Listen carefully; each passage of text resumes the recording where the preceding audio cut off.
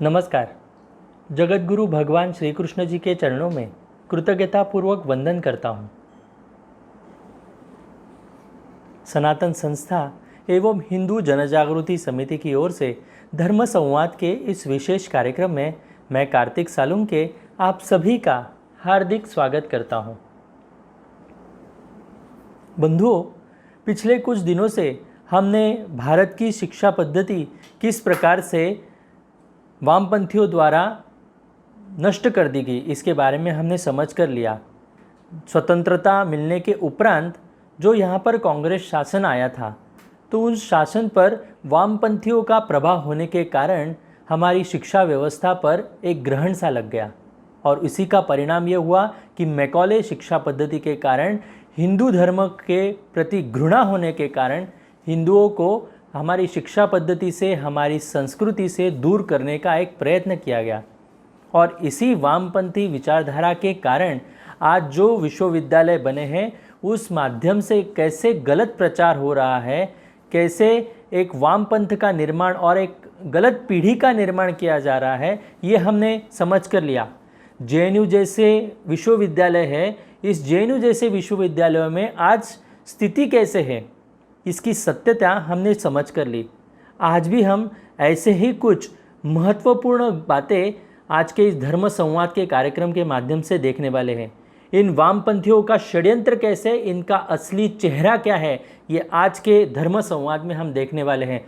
मेरा सभी दर्शकों से ये अनुरोध है, ये जो धर्म संवाद का कार्यक्रम आप देख रहे हैं, इसे अधिक से अधिक लोगों तक पहुंचाने का प्रयास कीजिए। फेसबुक के माध्यम से जो दर्शक देख रहे हैं वो वॉच पार्टी करें और अपने फ्रेंड लिस्ट में जितने लोग हैं उन तक ये विषय पहुंचाएं। यूट्यूब से माध्यम से जो दर्शक देख रहे हैं वो अधिक से अधिक इस लिंक को शेयर कीजिए और हमारे इस चैनल को सब्सक्राइब करें। ऐसे मैं सभी से निवेदन करूंगा। आज हमारे साथ इन वामपंथियों का पर्दाफाश करने के लिए और इनकी सत्यता बताने के लिए हमारे साथ उपस्थित है हिंदू जन जागृति समिति के राष्ट्रीय मार्गदर्शक सद्गुरु डॉक्टर चारुदत्त पिंगले जी। मैं उनके चरणों में कृतज्ञतापूर्वक वंदन करता हूँ। सद्गुरु डॉक्टर पिंगले जी, वामपंथी भारत के इतिहास को विकृत करने का कार्य तो करते हैं, परंतु क्या उनका वास्तविक इतिहास आज भारत में ज्ञात है? क्या उससे कहीं पढ़ाया जाता है? इसके बारे में आप हमारे दर्शकों को बताएं। जी कार्तिक जी, वामपंथी लोगों ने तो हमारा इतिहास विकृत किया ही है, परंतु जो सच्चा इतिहास है तो वो कहीं पढ़ाया जा रहा है क्या? तो ये एक बड़ा आपने गंभीर प्रश्न पूछा है, क्योंकि ध्यान में ऐसे आता है, भारतीय जनता पार्टी ने शिक्षा पाठ्यक्रम में एक भी अक्षर का बदलाव करने पर भी भारत के तमाम बुद्धिजीवी और ये जो सेकुलर जमात है वो शिक्षा का भगवाकरण हो रहा है, शिक्षा का भगवाकरण हो रहा है, ऐसे चिल्लाने लगते हैं। यानी सत्य इतिहास या भारतीय परंपरा को सिखाना तो शिक्षा का भगवाकरण कहते हैं। आखिर हम महात्मा गांधी, तिलक, नेताजी सुभाष, अरविंद, विवेकानंद और अन्य भारतीय महापुरुषों हो, हमारे चिंतक हो या राजनीतिज्ञ हो, इनका बलिदान, इनके इतिहास का बलिदान करके इनके कीमत पर हम मार्क्स और लेनिन को क्यों पढ़े भारत में? अगर किसी को मार्क्स और लेनिन को पढ़ना ही है तो उसे स्वतंत्र रूप से पढ़ाया जा सकता है, वो अलग विषय हम रख सकते हैं, परंतु उनको हमारे पाठ्य पुस्तकों में क्यों घुसाड़ा जा रहा है?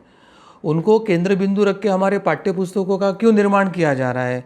यह एक गंभीर प्रश्न है और ऐसा होना नहीं चाहिए। वामपंथियों ने यही किया है कि हमारी जो पारंपरिक शिक्षा नीति है या सत्य इतिहास है उसको केंद्र बिंदु ना रखते हुए उन्होंने मार्क्स और लेनिन को केंद्र बिंदु बना के उसके विचार या वर्तमान में ये जो विकृत वामपंथ है जिसका स्वरूप हिंदू विरोध, भारत विरोध, कश्मीर की आज़ादी, पाकिस्तान का समर्थन, अतिरेक का समर्थन या इस्लाम का समर्थन, इस तरह की ये जो नई वामपंथी की व्याख्या इन्होंने बनाई है, तो इन्होंने यही किया है। लेनिन और मार्क्स को केंद्र बिंदु रख के भारतीय शिक्षा पद्धति और इतिहास को ध्वस्त करने का प्रयास किया है। पश्चिम बंगाल में लंबे समय तक कम्युनिस्ट सरकार रही है और इस दौरान उन्होंने ज़बरदस्त तरीके से शिक्षा व्यवस्था में घुसपैठ किया था। इसके चलते आज पश्चिम बंगाल हो, त्रिपुरा हो, केरला हो, यहाँ पर स्थिति क्या है? प्राथमिक विद्यालयों से लेकर विश्वविद्यालयों तक के वहाँ पे सिखाने वाले अधिकांश शिक्षक हो, तो वो अभी शिक्षक नहीं, वो केवल शिक्षक नहीं, अभी वो माकपा के सक्रिय कार्यकर्ता के रूप में अधिक कार्य कर रहे हैं। वामपंथियों की जो मनीषा थी, उनकी जो मंशा थी कि ये शिक्षक विद्यार्थियों को इतिहास, भूगोल, साहित्य सहित अन्य जो विषय है वो सब तरोड़ मरोड़ कर ही वो सिखाए, ताकि भारतीय युवकों का जो भारत का इतिहास है या भारतीय परंपरा है उसके बारे में हीनता की भावना उनके मन में निर्माण हो।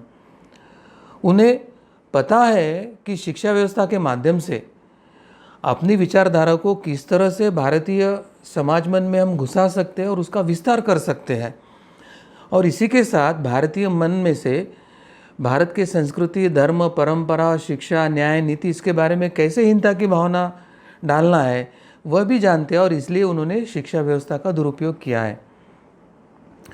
वामपंथियों का चाहे मार्क्स हो, लेनिन हो या अन्य कम्युनिस्ट नेता हो, इनका भारतीय परंपरा के प्रति कितना दुराग्रह है इसकी झलक वर्ष 2011 में त्रिपुरा राज्य में हमको स्पष्टता से देखने को मिली थी। यहाँ की कम्युनिस्ट सरकार ने अपने 5वीं के पाठ्यपुस्तकों में एक तरह महात्मा गांधी का इतिहास तो पूरा हटा दिया, और उसकी जगह एक जो घोर कम्युनिस्ट या फासिस्टवादी जो नेता था, जिसने आम जनता पर जबरन ऐसे काले कानून लादे थे कि जिससे जनता प्रताड़ित हो सकती थी, ऐसे व्लादिमीर लेनिन के इतिहास को उन्होंने पाठ्यपुस्तकों में शामिल किया था। केरल में भी महात्मा गांधी हो या समाज सुधारक श्री नारायण गुरु हो, वीर सावरकर या श्री अरविंद हो, इनके इतिहास को इनको पाठ्य पुस्तकों के क्रमों से हटाकर एक मार्क्सवादी संघर्ष के इतिहास के किताबों के पन्ने केरल के पाठ्य पुस्तकों में समावेश किए हैं। ये जो चालाक और धूर्त कम्युनिस्ट है, इन्होंने भारत में मार्क्स, लेनिन तथा अन्य वामपंथी विचारों का पूरा सच कभी पढ़ाया ही नहीं है। उन्होंने वामपंथी को महिमा मंडित करने वाला एक झूठा ही यहाँ पर इतिहास दिया है, जबकि वामपंथी इतिहास का जो पूरा सच है वो अत्यंत रक्तरंजित और रक्तिम इतिहास के पन्ने हैं, उसको भारत में कहीं उन्होंने पढ़ाया ही नहीं। वामपंथ का साफ सुथरा और लोक लुभावना चेहरा ही प्रस्तुत करके लोगों को वामपंथ की तरफ उन्होंने आकर्षित करने का प्रयास किया है, परंतु कम्युनिस्ट मार्क्सवाद के पीछे जो छिपा हुआ अवैज्ञानिक उनका दृष्टिकोण है, अवैज्ञानिकवाद है, फांसीवाद है, अधिनायकवाद है, और एक जो उनका हिंसक चेहरा है, उनको उन्होंने कभी भारतीय जनता के सामने लाकर वो इतिहास उन्होंने कभी नहीं पढ़ाया है। और यह सत्य इतिहास अगर हम जानना चाहते हैं तो हमको यूरोप, रशिया और उनके इतिहासों के ग्रंथों को जानना पड़ेगा कि ये लेनिन और मार्क्स ने वहाँ पर कैसे रक्तरंजित एक फासिस्टवाद चलाया था, या कैसे उन्होंने हत्याकांड की है और कैसे लोगों का नरसंहार और वंश विच्छेद किया है। तो यह जानना होगा तो वर्तमान में हमें उन्हीं के ही किताबों का संदर्भ लेना पड़ेगा। कम्युनिस्टों ने कभी यह नहीं पढ़ाया या कभी यह स्वीकार नहीं किया कि रूस में चाहे लेनिन हो या स्टालिन हो, रोमानिया में निकोलाई चासेस्की हो, पोलैंड में जारू जेलेस्की हो या हंगेरी में जानोस काडर हो, या पूर्व जर्मनी में एरिच होनेकर था, या चेकोस्लोवाकिया का गुस्ताव ह्यूसाक, बुल्गारिया में तोदोर जिको था, क्यूबा में गेवार और चीन में माओ त्से तुंग। ये जो जागतिक स्तर पर जिनकी महिमा मंडन हो रही है, और ये जो वामपंथी नेता है, इन्होंने अपने और पड़ोसी देशों में किस तरह का नरसंहार किया है, इसका वास्तव और सत्य इतिहास इन्होंने कभी भारत के पाठ्यपुस्तकों में हो या अन्य किसी माध्यम से हो, व्यासपीठ से हो, भारतीयों के सामने रखा नहीं है। इन अधिनायकों को, जिन्होंने सैनिक शक्ति, यातना शिविरों और असंख्य व्यक्तियों को देश से निर्वासित करके एक भारी आतंक स्थापित करके अपना राज्य स्थापित किया था, तो उनकी राज्य स्थापना की प्रक्रिया कैसे आतंकी थी, कैसे रक्तरंजित थी, कैसे मानव अधिकार का हनन करने वाली थी, कैसे नागरिकों को प्रताड़ने वाली थी। तो वो वास्तविक जो वामपंथ का इतिहास है, ये वामपंथियों ने भारत में क्यों नहीं बताया? ये वामपंथ का विकृत और ये जो रक्तरंजित चेहरा है उसको क्यों छिपाया है? यह प्रश्न अब वामपंथियों को विचारने का समय आया है। मार्क्सवादी रूढ़िवादिता ने कंबोडिया में पोल पॉट के द्वारा वहाँ की जो संस्कृति के विद्वान थे, उन सभी विद्वानों को मौत के घाट में उतार दिया था, ताकि अगर उनके संस्कृति के विद्वान ही ना रहे तो वो अपने जनता को, नागरिकों को जागरूक ही ना कर सके और वामपंथ उनको उनके यहाँ पे स्थापित करने के लिए संधि मिलेगी। उन्होंने क्या किया? जंगलों और खेतों में उन्हें ले जाकर उन्हें वहाँ पे मार गिराया और फेंक दिया। रूस और मध्य एशिया के गणराज्यों में भी हजारों गिरजाघरों और मस्जिदों को बंद कर दिया था उस समय। ये मार्क्स और लेनिनवादी विचारधाराओं ने, वामपंथी विचारधाराओं ने।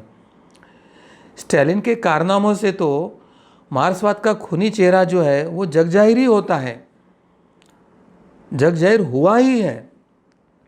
हालांकि इन फासिस्टवादी ताकतों को धूल में मिलाने में वहाँ की स्थानिक जनता को बहुत अधिक समय नहीं लगा, क्योंकि जैसे ही स्थानिक जनता जागरूक हो गई तो उन्होंने चाहे मार्क्स और लेनिन को उनको उखाड़ कर फेंक दिया, वामपंथ को उखाड़ कर फेंक दिया। तो यह भी जो सच्चा इतिहास है कि अब वामपंथ को ना तो यूरोप में स्थान है, ना तो रशिया में स्थान है, यह वास्तव भी वो भारत में किसी को बताने के लिए तैयार नहीं है। ये जुल्मी वामपंथी तानाशाह का जैसे ही चेहरा खुलकर जनता के सामने आया तो उस स्थानिक जनताओं ने उनके देशों से कम्युनिज्म को उखाड़ कर फेंका था। इतना ही नहीं तो वहाँ की जनता ने उन सब चीज़ों को बदलने का भी प्रयास किया जिन पर कम्युनिज्म ने अपना ठप्पा लगा दिया था। इतिहास के पुन्ने से, इतिहास के पुस्तकों से वे सब पन्ने निकाल दिए गए जो कम्युनिस्टों के काले कारनामों के रंगों से और उनके रक्तरंजित इतिहासों के जो लाल पन्ने बने थे उनको उन्होंने अपने इतिहास से हटा दिया। सेंट पीटर्सबर्ग जो नगर था रशिया का, वो कम्युनिस्टों के शासनकाल में लेनिनग्राड हो गया था, लेनिन के नाम से हो गया था। परंतु जैसे ही कम्युनिज्म ध्वस्त हो गया, जनता ने कम्युनिज्म को और लेनिनवाद को उखाड़ के फेंका, तो लेनिनग्राड वापस ही सेंट पीटर्सबर्ग हो गया था। मगर आज हमारी देश की यह शोकांतिका है कि यहाँ पे औरंगजेब मार्ग है, तुगलक मार्ग है और इनके मकबरे हैं और उनके वहाँ पूजा अर्चा, और वो एक टूरिस्ट स्पॉट बन के बैठा है। तो आक्रांताओं के आक्रमणों के चिन्ह, सम्मान से गौरवने वाला अगर कोई देश में अपवादात्मक एक कोई ऐसा कमज़ोर देश होगा तो वो भारत है, ऐसा विश्व के पटल पे दिखाई दे रहा है। यूरोप और रशिया ने तो कम्युनिज्म को उखाड़ के फेंकने के बाद उनको इतिहास और पन्नों से भी निकाल कर फेंक दिया था।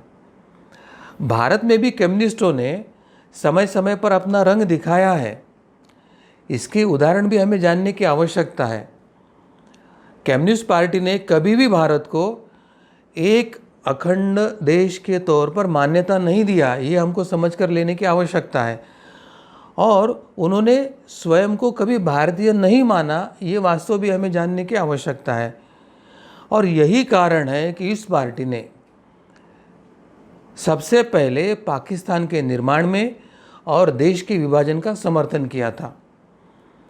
इतना ही नहीं तो पाकिस्तान के निर्माण की मांग का पुरजोर समर्थन करते हुए इन्होंने भारत को, जो अन्य विभाग था, उसको भाषा के आधार पर 17 टुकड़ों में बांटने की, टुकड़े करने की मांग भी उठाई थी। यानी केवल भारत पाकिस्तान को अलग करके वो रुके नहीं थे, तो आगे डिवाइड एंड रूल, तोड़ो और राज करो, इस उक्ति के अनुसार उन्होंने भारत को 17 टुकड़ों में भाषा के इसमें विभाजित करने की मांग भी उठाई थी।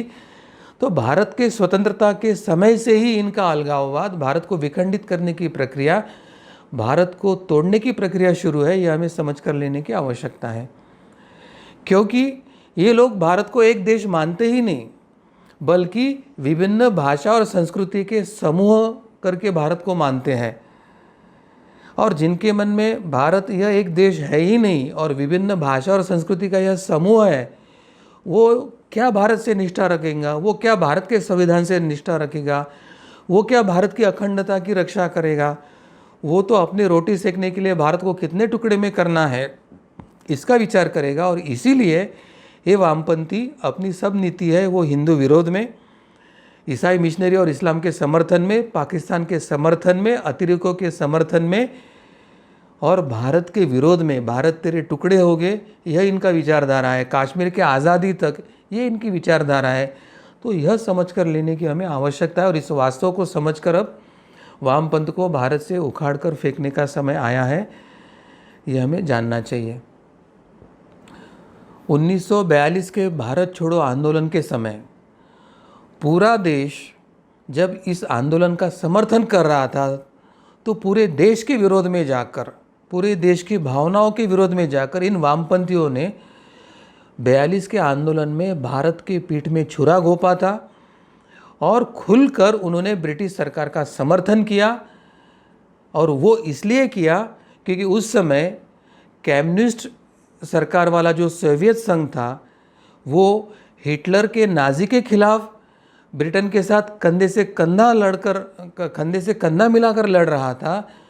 तो ये अंग्रेज़ सोवियत के साथ कंधे से कंधा मिला रहे करके भारत के वामपंथियों ने भारत के जनता की भावनाओं का विरोध करते हुए 1942 के भारत छोड़ो आंदोलन का विरोध करते हुए खुलकर ब्रिटेन का समर्थन किया था। इनको भारत में स्थान कैसे मिला यही प्रश्न लगता है। और 1947 और 1950 के समय जो भी राज्यकर्ता थे ये वामपंथ को भारत में आश्रय देने के सभी पाप के भागीदार है और इनको भी शिक्षा देनी चाहिए ऐसे लगता है। जनता ने अपनी भावना व्यक्त करके वो सभी राजनेता और उन सभी राजनीतिक पार्टियों को भी भारत से कैसे उनको शिक्षा दे इसका विचार करना चाहिए। तीसरा जो एक महत्व का सूत्र है कि आज कम्युनिस्ट पार्टी जो है मार्क्सवादी, उनके दफ्तरों में जनता को, उनके अनुयायियों को मूर्ख बनाने के लिए महात्मा गांधी और सुभाष चंद्र बोस की तस्वीरें दीवारों पर टांग के रखी है उन्होंने, सीपीएम ये पार्टी में। और उनके पार्टी ऑफिस में जाने के बाद एक तरफ गांधी और सुभाष चंद्र बोस की तस्वीरें देखने वाले जो उनके अनुयायी हैं या हो सकते उनके विरोधक भी हो, वे लोग कभी ये सोच नहीं सकते हैं कि इन्हीं वामपंथियों ने कभी महात्मा गांधी को बुजुर्वा तो कभी साम्राज्यवाद का दलाल कह के उन पर आरोप प्रत्यारोप किए थे। इन्होंने खिल्ली उड़ाई थी कि महात्मा गांधी का जो लंगोटी धारण करना है यह महात्मा गांधी की नौटंकी है, ये उनका वास्तविक रूप नहीं है। कम्युनिस्टों को महात्मा गांधी की लंगोटी ये साम्राज्यवाद का प्रतीक लगता था और उन्होंने जिन्ना को एक तरफ गांधी का ऐसे अवमान किया था तो दूसरी तरफ उन्होंने जिन्ना को नायक की उपाधि देकर उसको गौरवान्वित किया था। और आज भी जब जेएनयू में मार्च 2020 में जब वीर सावरकर मार्ग करके एक रास्ते का नामकरण जेएनयू में हुआ था तो वो फलक को कालिख पोतकर उस मार्ग का वहाँ के वामपंथी विद्यार्थी संघ ने मोहम्मद अली जिन्ना नाम का ही मार्ग दिया था। तो ये वामपंथ का 1947 के पहले और 47 के बाद जो जिन्ना और पाकिस्तान प्रेम था वो 2020 में भी जेएनयू ने वही साबित किया कि वे अभी भी जिन्ना समर्थक है, पाकिस्तान समर्थक है। इसका मतलब वे भारत विरोधी है। अब इन वामपंथियों का जो चौथा महत्व का सूत्र है कि उन्होंने नेताजी सुभाष चंद्र बोस को क्या क्या कहा था। भला ही उन्होंने अपने जनता को गुमराह करने के लिए अपने पार्टी ऑफिस में गांधी के साथ सुभाष चंद्र बोस की तस्वीर तो लगाई है, मगर प्रत्यक्ष में इन्होंने उनको कई गालियाँ दी, वो इतिहास के पन्नों में दर्ज है। कभी नेताजी को उन्होंने, वामपंथियों ने जापानी प्रधानमंत्री तथा जनरल तोजो का कुत्ता करके बताया था, तो कभी उनको गद्दार कहा था।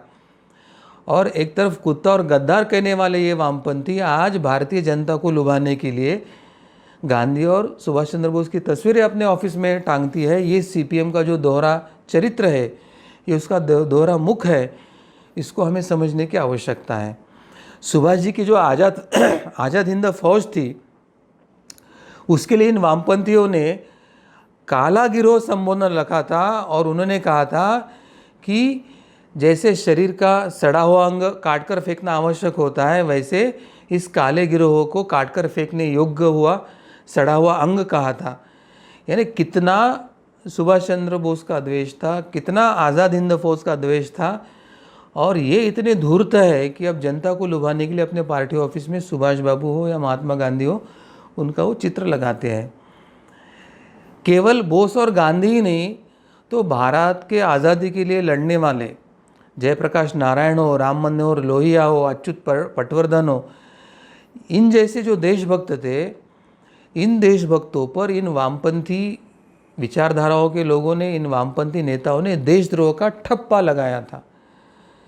और इन पर देशद्रोह का ठप्पा लगाकर उन्होंने निरंतर स्वतंत्रता आंदोलन का अपमान करते हुए यह प्रयास किया था कि चाहे युवा हो या सर्वसामान्य जनता हो, इस स्वतंत्रता आंदोलन से ना जुड़े, अंग्रेज़ों की एक तो सत्ता कायम रहे। इस प्रकार का यह षड्यंत्र स्वतंत्रता के पूर्व से ही वामपंथी लोग कर रहे थे।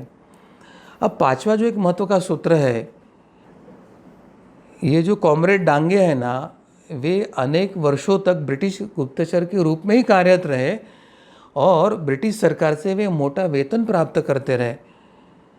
और 24 मार्च 1943 को भारत के जो अतिरिक्त गृह सचिव थे रिचर्ड टोटनहम, उन्होंने एक टिप्पणी लिखी और उसमें लिखते हैं कि भारतीय कम्युनिस्टों का चरित्र ऐसा है कि ये किसी का विरोध तो कर ही सकते हैं, चाहे पैसे के लिए हो या चाहे सत्ता के लिए हो, परंतु ये किसी का विरोध तो कर सकते हैं, परंतु ये किसी के सगे नहीं हो सकते हैं सिवाय अपने स्वार्थ के।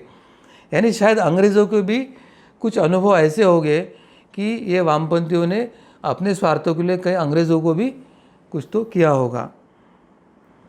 तो एक तरह से जैसे भारत के साथ द्रोह कर रहे थे, तो अंग्रेज़ों का भी अनुभव उनका ऐसे ही है, ऐसे लगता है।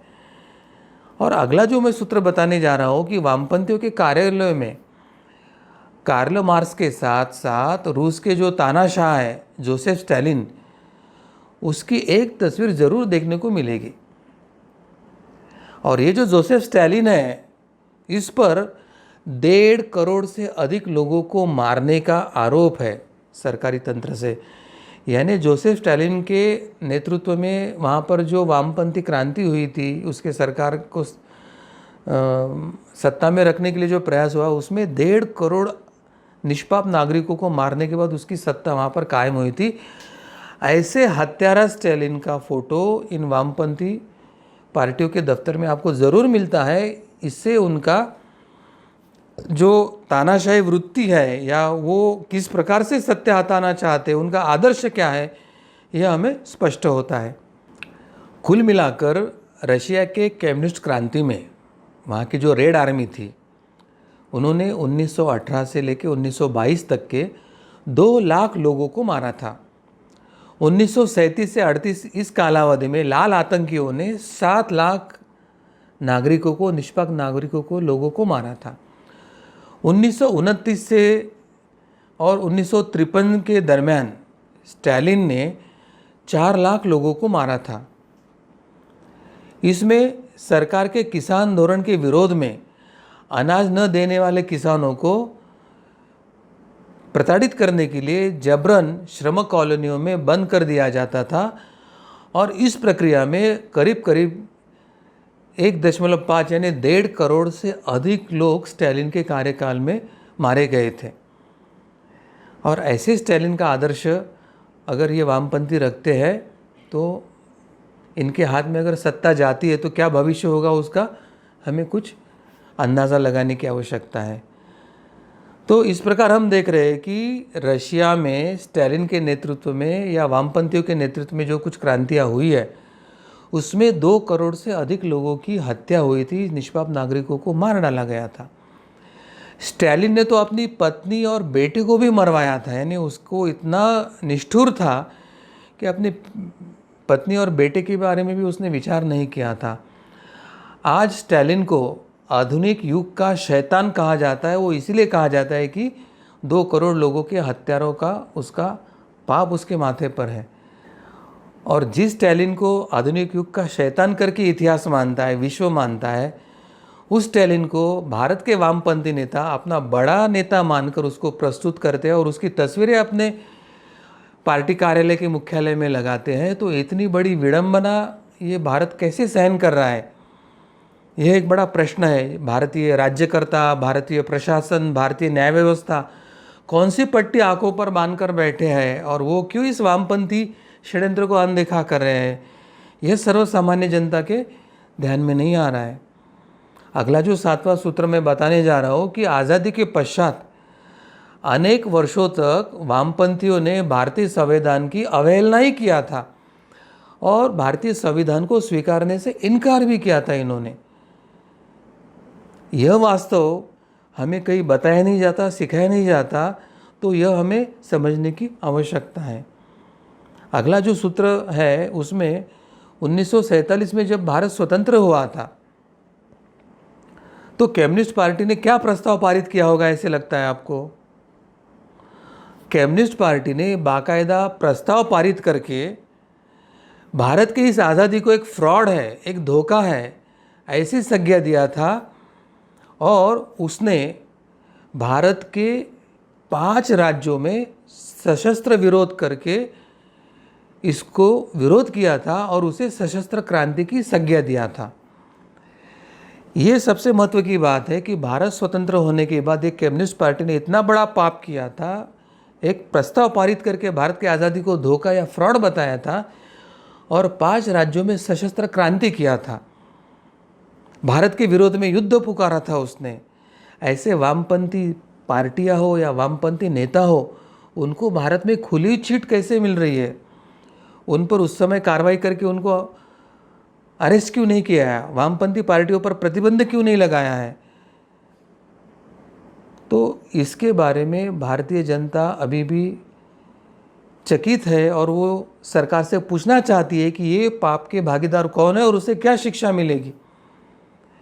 और ये जो 5 राज्यों में सशस्त्र क्रांति की जो संज्ञा देकर उन्होंने भारत के विरोध में देशद्रोह और बंड किया था, वो सशस्त्र क्रांति का बंड आज भी नक्सलवाद के रूप में भारतीयों के खून की होली निरंतर खेल रहा है। और इतने 7 दशकों के बाद भी आज भारत नक्सलवाद को नियंत्रित नहीं कर पा रहा है। ये 70 वर्ष के सेकुलर वामपंथी और उसके समर्थन में जो सेकुलर प्रशासन, मीडिया और राज्यकर्ता है, उनके अपयश का, भारतीय लोकतंत्र के सबसे बड़े अपयश का द्योतक है। यह समझना चाहिए वर्तमान तंत्र में जो खामियां हैं, कमियां हैं, जो 1860 के क्रिमिनल प्रोसीजर कोड को लागू कर रही है, जिन्होंने सब अंग्रेज़ों को एक कानून लागू किया है, जिन्होंने अंग्रेज़ों की मैकेलोप्रेनिक शिक्षा लागू किया है, जिन्होंने अंग्रेज़ों ने जो विकृत किया हुआ इतिहास और फिर बाद में विकृत कर कर के जो इतिहास सिखाया जा रहा है उसी को बढ़ावा दिया है। तो ये नक्सलवाद को ख़त्म ना करना, ये भारतीय लोकतंत्र का सबसे बड़ा पराभव है। जो 5 राज्यों में उन्हें सशस्त्र क्रांति किया था, उस वामपंथी दल और सशस्त्र क्रांति के संदर्भ में उनको प्रतिबंधित नहीं किया गया और वो आज भी सम्मान के साथ इस देश में जी रहे हैं। तो ऐसे देशद्रोहियों को जब तक शिक्षा नहीं मिलेगी तब तक जनता जागरूक होकर सरकार के ऊपर दबाव बनाने की आवश्यकता है, यह समझ कर लेना चाहिए। अगला जो मैं सूत्र बताने जा रहा हूँ उसमें भारत को जब स्वतंत्रता मिली थी तो स्वतंत्रता मिलते ही वामपंथियों ने हैदराबाद के निज़ाम के लिए पाकिस्तान में मिलना चाहिए और उसके समर्थन में जो लड़ रहे थे, जो रज़ाकार मुस्लिम थे, उनको प्रत्यक्ष मदद किया और इसके साथ उन्होंने अपने लिए एक स्वतंत्र तेलंगाना राज्य बनाने की कोशिश किया था। एक तरफ पंडित नेहरू तो निज़ाम को शामिल करने के पक्ष में नहीं थे, मगर सरदार वल्लभ भाई पटेल, उन्होंने जैसे कश्मीर है, हैदराबाद के निज़ाम को भारत में विलीन करके भारत को अखंड बनाने की प्रक्रिया किया था। तो जवाहरलाल नेहरू के विरोध, निज़ाम के भारत में सहभाग के विरोध को देखते हुए शायद इन वामपंथी लोगों को, वामपंथी पार्टियों को बल मिला होगा और उन्होंने निज़ाम के पक्ष में, रज़ाकार के पक्ष में लड़कर भारत के साथ युद्ध खेला था और वह आज सम्मान से भारत में वामपंथी पार्टियां करके रजिस्टर्ड है। वामपंथी इतिहासकार और शिक्षाविदी को सबसे महत्व के पद देके उनको गौरव दिया है। भारतीय संस्कृति परंपरा को उन्होंने नष्ट किया, तो फिर भी उसका महिमा मंडन चल रहा है। तो ये देशद्रोही, देश से फुटरितावाद रखने वाले, देश में अलगाववाद यानी नक्सलवाद को जागरूक करने वाले, रखने वाले, इनको अभी तक सज़ा क्यों नहीं मिली? ये राज्यकर्ता, ये सेकुलरिज्म, ये लोकतंत्र कहाँ फेल हुआ, कहाँ पे अपयश हुआ है, उसका अध्ययन करने की आवश्यकता है। इसके लिए अभी ये नागरिक जागरूक होकर ये अभियान चलाने की आवश्यकता है। और अगला जो 10वां जो मैं सूत्र बता रहा हूँ ना, वो अत्यंत घातक और महत्वपूर्ण है। 1962 में जब चीन ने भारत पर हमला किया था, तो भारत के वामपंथी नेता हो, वामपंथी शिक्षाविद हो, वामपंथी इतिहासकार हो, इन्होंने चीन को हमलावर मानने से स्पष्ट इनकार किया था। और उन्होंने अपने कैडरों को निर्देश दिया था कि चीन की मुक्ति वाहिनी आ रही है, देश भर में उसका स्वागत किया जाए। और बंगाल में तो चिनेर चेयरमैन, अमादेर चेयरमैन, इस तरह का बंगाली में नाराज़ लग रहा था। और इसका अर्थ था कि चीन का चेयरमैन हमारा चेयरमैन, चिनेर चेयरमैन, अमादेर चेयरमैन, चीन का चेयरमैन हमारा चेयरमैन। यानी ये वामपंथियों ने भारत और चीन के युद्ध में भारत का पक्ष न लेते हुए चीन का पक्ष लिया, उनको हमलावर नहीं माना, उनका स्वागत करने का अभियान छेड़ा, और हमारी मुक्ति वाहिनी हमको मुक्त करने के लिए आ रहे हैं ऐसे किया। और इसके बाद भी नेहरू ने उन पर कोई कार्रवाई नहीं किया। इसका मतलब ये वामपंथी लोगों के देशद्रोह को, वामपंथी पार्टियों के जो देशद्रोह है, इनको, अलगाववाद को, इनके नक्सलवाद को नेहरू ने समर्थन दिया था, उनको छायाछत्र दिया था, उनको राज आश्रय दिया था। और नेहरू के इस गंभीर गलती के कारण आज देश में ये विघटन और विघटनवाद या ये टुकड़े टुकड़े करने वाली बात चल रही है, ये हमें समझ कर लेने की आवश्यकता है। उस समय वामपंथियों ने यह दावा किया था कि चीन ने जो किया है वो युद्ध नहीं, बल्कि यह समाजवादी और पूंजीवाद के राज्य के बीच में संघर्ष है। यानी उनके दृष्टि से चीन समाजवादी है, यानी मानवतावादी और लोगों के लिए कर रहा है, और भारत पूंजीवादी है, वो अमानवीय है, वो लोगों को प्रताड़ित करता है आर्थिक आधार पर। और इसको, इसलिए चीन और भारत का ये युद्ध नहीं है, तो ये समाजवाद और पूंजीवाद का संघर्ष है। और इसलिए भारतीय कम्युनिस्टों ने चीन का पक्ष लिया था और भारत के विरोध में खड़े हुए थे। वाह, क्या वामपंथी देशभक्ति है, वाह क्या वामपंथी विचारधारा है, क्या वामपंथी पार्टियां हैं। और इसको भारत में अधिकृत तौर पर रजिस्ट्रेशन मिलता है, इनको सम्मान मिलता है, इनको महत्व के पद मिलते हैं। तो भारत को बेचने में, भारत को तोड़ने में मुझे लगता है ये वामपंथी पार्टियां, वामपंथी नेता और ये जो सेक्युलर नेहरू की जो नीति है वही सबसे बड़ी जिम्मेदार है, ऐसे हमें समझ लेने की आवश्यकता है, ऐसे लगता है। और चीन के उस युद्ध के कठिन समय में कम्युनिस्टों ने जवाहरलाल नेहरू की जगह चीन के तानाशाह, जो आक्रमणकारी माओ से तुंग था, उसको भारत का प्रधानमंत्री है ऐसे कहा था। यानी जिस नेहरू ने इस वामपंथ को राजाश्रय दिया, जिस नेहरू ने इस वामपंथी नेताओं को शिक्षा संस्थानों में, अन्य नीति और नियम निर्धारण करने वाले संस्थाओं पे बड़े बड़े सम्मान के पद दिए थे, ऐन वक्त पे उन्होंने नेहरू के पीठ में भी छुरा घोंपा और माओ को उसने प्रधानमंत्री कहा भारत का, मगर नेहरू को नहीं कहा। और फिर भी ना तो नेहरू के सेकुलरवादी कांग्रेस पार्टी के आंखें खुली है, ना अन्य सेकुलर नेताओं की आंखें खुली है। तो भारत के नागरिकों का दुर्भाग्य है कि उनको ऐसे अंधे सेकुलर, झूठे सेकुलरवादी जो प्रत्यक्ष में देशद्रोह का समर्थन कर रहे हैं, झूठे वामपंथी जिन्होंने भारत के बदले चीन का समर्थन किया है, ऐसे नेता जिस राज्य को मिले उसमें शत्रु को क्या आवश्यकता है भारत को बर्बाद करने की। अपने ही राज्यकर्ताओं ने इस देश को बर्बाद किया है, ऐसे दिख रहा है। कलकत्ता में उस समय एक आयोजित एक जो सार्वजनिक कार्यक्रम था, उसमें बंगाल में सबसे ज़्यादा समय तक जो मुख्यमंत्री रहे ज्योति बसु, उन्होंने खुले से चीन का समर्थन करते हुए कहा था कि चीन कभी हमलावर हो ही नहीं सकता है। और जैसे ही उन्होंने यह कहा तो ज्योति बसु के समर्थन में तभी सारे भारत के वामपंथी एक हो गए थे और ज्योति बसु का समर्थन कर रहे थे। सभी कम्युनिस्टों का एक सुर में ही कहना था कि हमला चीन ने नहीं तो भारत ने चीन पर हमला किया है। जिस नेहरू ने सैन्य को बढ़ावा नहीं दिया, जिस नेहरू ने आर्म्स एम्यूनिशन की फैक्ट्रियाँ नहीं लगाई, जो जवानों को हमारे लड़ने के लिए बंदूकें नहीं थी, बर्फ़ में पहनने के लिए जूते नहीं थे, ऐसे सैनिक को लेके ये कम्युनिस्ट वामपंथी कह रहे हैं कि भारत ने चाइना पे हमला किया। यानी एक तरह से ये नेहरू के हिंदी चीनी भाई भाई और पंचशील तत्वों को भी कैसे खून कर रहे हैं वामपंथी, और नेहरू के चरित्र को कैसे हनन कर रहे हैं वो भी हमें समझने की आवश्यकता है। और चीन के खिलाफ लड़ रही भारतीय सेना के पीठ में छुरा घोंपते हुए ये वामपंथी उन्होंने क्या किया, तो उनके वामपंथी जो श्रमिक संगठन थे तो उनके माध्यम से हमारे जो गोला बारूद और हथियार बनाने के जो कारखाने थे उसमें ये वामपंथियों ने हड़ताल करवा दिया।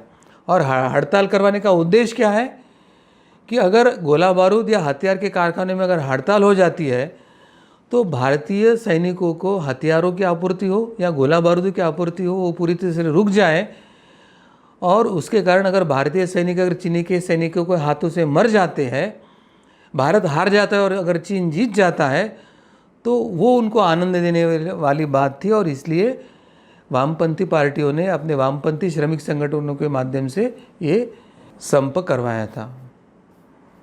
तो बंगाल के वामपंथी तो भारत चीन युद्ध के समय खबरिया चैनल की तर्ज पर, यानी भारत में क्या हो रहा है उसकी जानकारी चीन तक पहुंचाने के लिए सारी सूचना इकट्ठा कर रहे थे, और चीन को सूचित करने के लिए वो घर भेदियों का काम करके अपनी अहम वामपंथी भूमिका भी निभा रहे थे।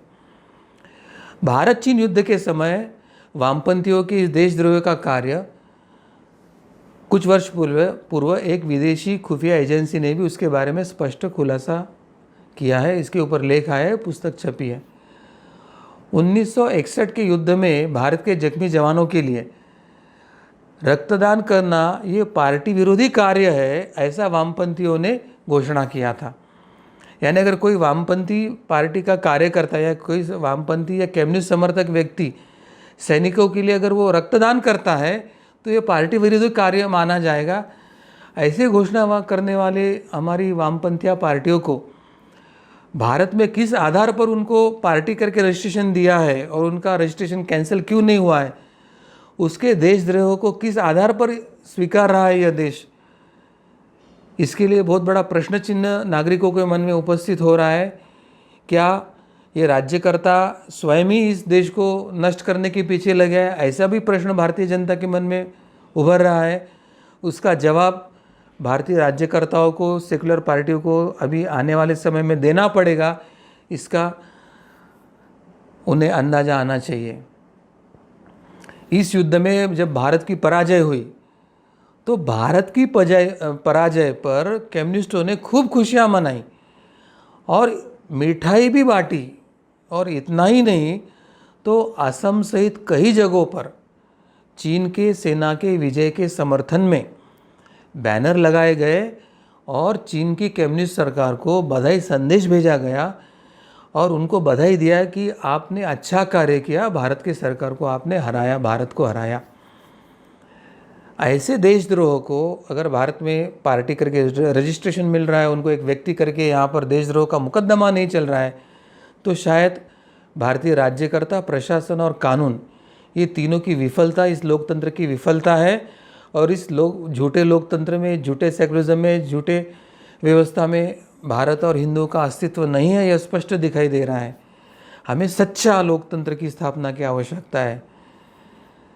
वामपंथियों की यह जो करतूत है, यह विश्व के इतिहास में अगर कोई सबसे बड़ा देशद्रोह है, अगर सबसे बड़ी शर्मनाक कोई देशद्रोह है या सबसे बड़ी कोई घिनौनी करतूत है, तो वामपंथियों का 1962 में भारत का विरोध और चीन का समर्थन, ये विश्व के इतिहास में से सबसे बड़ा देशद्रोह, सबसे बड़ी शर्मनाक तथा सबसे बड़ी घिनौनी करतूत के रूप में जाना जाता है।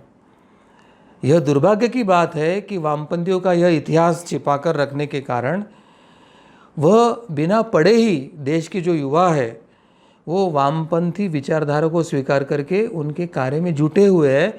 एक तरह से अनजाने में वे देशद्रोही लोगों का समर्थन कर रहे हैं और अप्रत्यक्ष वे देशद्रोही कार्य कर रहे हैं। ऐसे अगर कहे अनुभव के आधार पर तो ये अतिशयोक्ति नहीं होगी ऐसे मुझे लगता है। देश के जो अधिकांश शिक्षण संस्था है और मीडिया संस्था है वो पूरी तरह से इन देश से गद्दारी करने वाले देशद्रोही वामपंथियों के जकड़ में है, जिनका लाभ उठाकर छात्र छात्राओं को दिग्भ्रमित किया जाता है, उनको आतंकवादियों के समर्थक बनाया जाता है, उनको अलगाववादियों के समर्थक बनाया जाता है, उनको नक्सलियों और वामपंथियों के समर्थक बनाकर अप्रत्यक्ष देश के गद्दारी के कार्य में लगाया जा रहा है। यह सत्य इतिहास हमें समझने की आवश्यकता है। वामपंथियों के अत्याचारों का यह वास्तविक इतिहास पढ़ाकर भारत के शिक्षा संस्थानों में और शिक्षा संस्थानों को वामपंथियों से, वामपंथी विचारों से, वामपंथी झूठे इतिहास से, वामपंथी समर्थित मैकेलो प्रणीत शिक्षा व्यवस्था से मुक्त कराए बगैर देश की एकता, देश की अखंडता और देश की सुरक्षता को सुनिश्चित नहीं किया जा सकता है।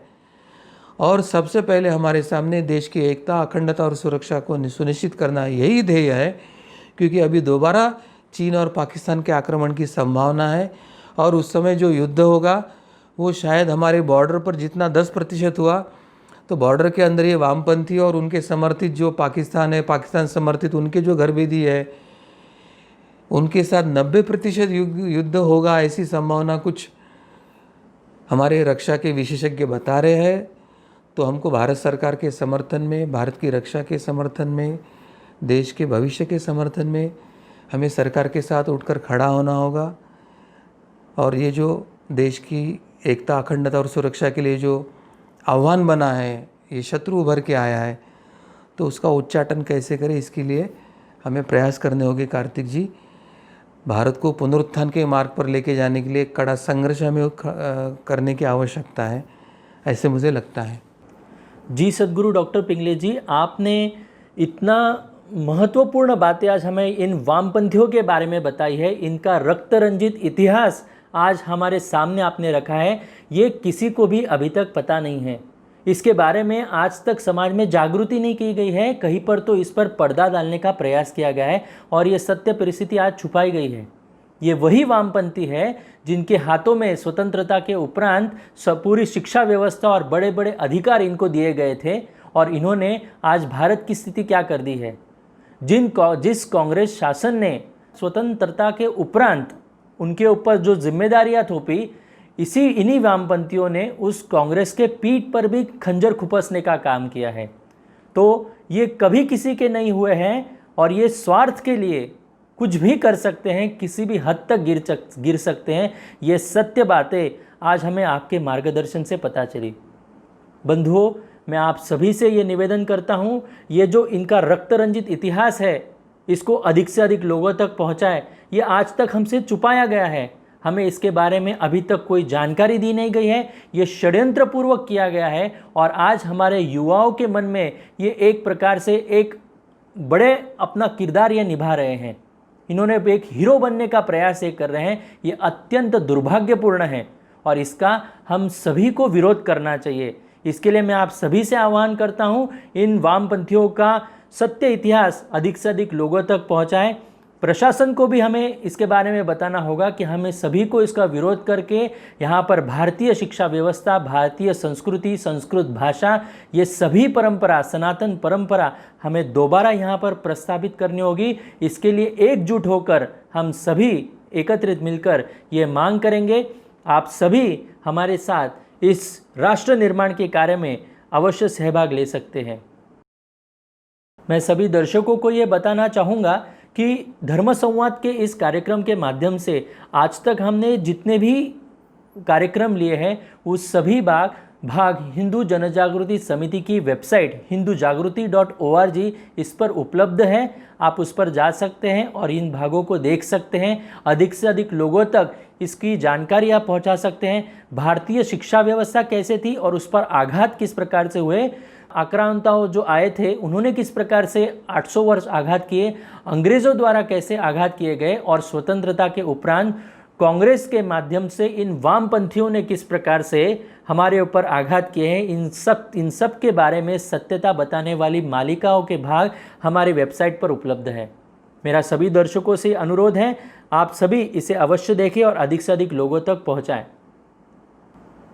जो धर्म प्रेमी इस धर्म कार्य में जुड़ना चाहते हैं वो अपना नाम, अपना संपर्क क्रमांक एवं अपने जिले का नाम आप कमेंट बॉक्स पे लिखकर दे सकते हैं। यदि आपके कुछ सुझाव हो तो आप अवश्य हमें कमेंट बॉक्स के माध्यम से दे सकते हैं।